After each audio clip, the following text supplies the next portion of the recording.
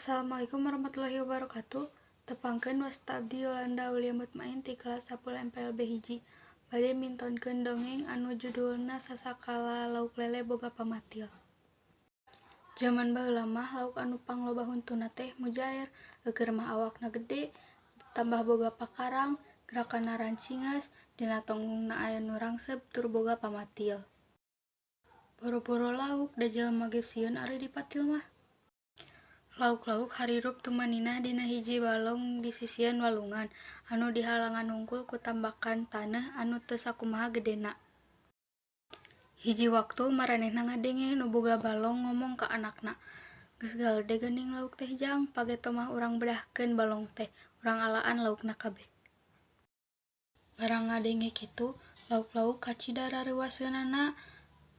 Kabeh lauk sing haruleng, inget kana nasibna anu moal lila palastra. Harita keneh lauk-lauk ngayakeun riungan nyawalakeun kumaha carana sangkan salamet tina bahaya. Lauk emas anu panggedena nanya ka sakadang keuyeub, "Kumaha sakadang keuyeub, Andika sanggup teu nyieun liang pikeun norobos tambakan ka walungan? Kapan Andika mah geus biasa nyieun liang." Ceuk keuyeub teh, "Teu sanggup, da kandel teuing tambakan keur kuring mah. Kawasna mah sakadang lele anu baris bisaeun mah, sabab geus biasa nyieun gorowong." Pok lele nyarita, "Hade kuring nyieun gorowong tapi kudu dibantuan ku sararea."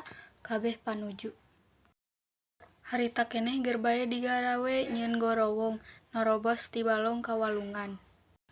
Beuki lila beuki jero nya beuki teuas si taneuh teh, atuh digarawe ge jadi teu bisa gancang. Sakadang lele beuki lila beuki leuseuh manehna nyarita, "Mun aya geusan muntang mah meureun moal hese teuing." Pok teh, "Yeuh atuh pake nu kuring," ceuk mujaer bari nembongkeun patilna. "Nya ari Andika rido nginjemkeun mah sok ka dieu," tembal lele. "Sanggeus aya pamunangan mah nyieun gorowong lele teh bisa gancang. Teu lila geus tobros sarta geus bisa dipake moloncor ku sararea ka walungan."